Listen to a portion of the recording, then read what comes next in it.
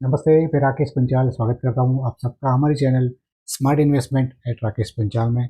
आज सारे इन्वेस्टर्स में बड़ा पैनिक सा है। बहुत सारे जो इन्वेस्टर्स हैं उनका जो पोर्टफोलियो में हैवी लॉस चल रहा है और उसकी वजह आपको आज बताने की कोशिश करेंगे, आसान भाषा में बताने की कोशिश करेंगे कि आखिर मार्केट में चल क्या रहा है। जब से डोनाल्ड ट्रंप ने अपना जो दूसरा कार्यकाल शुरू किया है तब से एक टैरिफ की बातें चल रही है। पहले कनाडा और मेक्सिको पे 25% टैरिफ लगाने की बात की, फिर चाइना में 10% की टैरिफ की बातें की और उसके बाद में अभी 2 दिन पहले ही मोदी जी और ट्रंप की जब मीटिंग हुई उसके बाद उन्होंने बताया कि अब वो रेसिप्रोकल टैरिफ लगाने के बारे में सोच रहे हैं। ये रेसिप्रोकल टैरिफ आखिर है क्या? मतलब आप हम पे जितना टैक्स लगाएंगे उतना ही टैक्स हम आप पे लगाएंगे। तो इस टैरिफ की वजह से ग्लोबल इकोनॉमी में क्यों और कैसे इफ़ेक्ट हो रहा है, वो सब चीज़ें आपको आसान भाषा में बताने की कोशिश करेंगे। तो चलिए आगे बढ़ते हैं वीडियो में। तो अगर मान लीजिए अगर इंडिया को अगर एक्सपोर्ट करना है तो यूएसए में वो गुड्स इंपोर्ट होगा। अगर वो इंपोर्ट टैक्स मतलब इंपोर्ट टैरिफ जो है वो कम होगा तो वहाँ यूएस में वो गुड्स कम रेट पे मतलब सस्ते दाम में बिकेंगे। अगर वहाँ पे जो गुड्स है वो सस्ते दाम में बिकते हैं तो उसकी डिमांड भी बढ़ेगी और उसका सप्लाई भी बढ़ेगा और डिमांड के सामने सप्लाई बढ़ेगा तो इंडियन इंडस्ट्री की जो सेल्स है वो ज़्यादा बढ़ेगी और वहाँ से प्रॉफिट भी मुनाफा भी ज़्यादा मिलेगा। मान लो अगर टैरिफ यूएस ने इंडिया पे ज़्यादा लगा दी है तो उसका उल्टा होगा, मतलब कि सेल्स कम हो जाएंगे, प्रॉफिट कम हो जाएंगे, मैन्युफैक्चरिंग कम हो जाएगी और उसके सामने पूरा इंडस्ट्री स्लो डाउन हो जाएगा पूरा और उसका इफेक्ट सीधा सीधा जीडीपी पे पड़ता है। तो उसी वजह से ये सारा जो गेम है वो अभी मार्केट में बियरिश जोन पूरा दिख रहा है।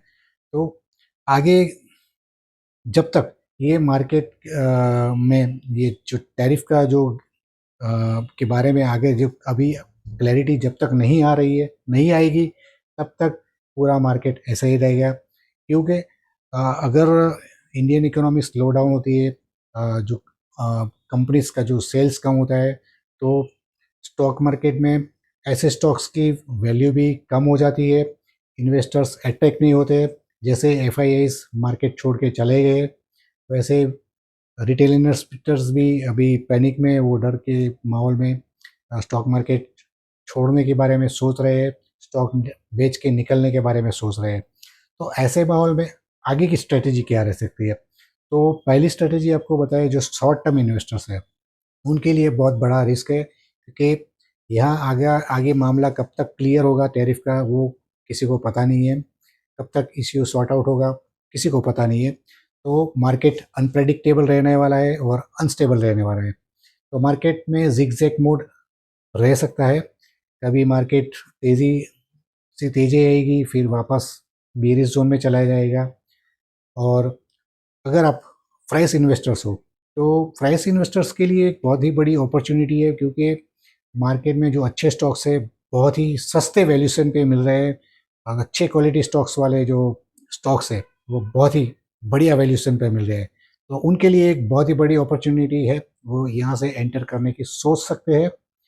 और जो लॉन्ग टर्म इन्वेस्टर्स है उनके बारे में अगर बताए जिनके पास एक्स्ट्रा पैसा है वो और इन्वेस्टमेंट करने के बारे में सोच रहे हैं तो उनके भी इन्वेस्टमेंट करने के लिए एक अपॉर्चुनिटी है। आगे वो अपना पोर्टफोलियो में अपने जो स्टॉक ऐड ऑन कर सकते हैं। और सबसे बड़ी जो इश्यू है जो जिन्होंने अपने हायर वैल्यूशन पे ऑलरेडी जो स्टॉक बाई करके जो रखे हैं उनके लिए एक ही एडवाइस है, अगर आप यहाँ से 6-7 महीने या 1 साल तक वही स्टॉक होल्ड कर सकते हो तो वापस सेंटिमेंट्स अच्छे होने के बाद वो ये सारे स्टॉक बाउंस बैक कर सकते हैं, लेकिन समय थोड़ा लंबा हो सकता है। तब तक आपको होल्ड करने की पेशेंट रखने की एक आवश्यकता है। अगर आप पेशेंस नहीं रख सकते आप स्टॉक होल्ड नहीं कर सकते तो आपको एक ही एडवाइस है कि इमीडिएटली यहाँ से स्टॉप लॉस लगा के एग्जिट कर लीजिए। क्योंकि हम आपको बता दें कि जैसा हमने बताया कि ये जो टैरिफ का जो क्लैरिटी अभी किसी के मन में क्लियर नहीं है कब तक ये सॉर्ट आउट होने वाला है, सेटल होने वाला है। तो पूरा 2025 चैलेंजिंग रहने वाला है, बियरिश जोन में रह सकता है। ज़्यादा तेज़ी नहीं दिख रही है आगे।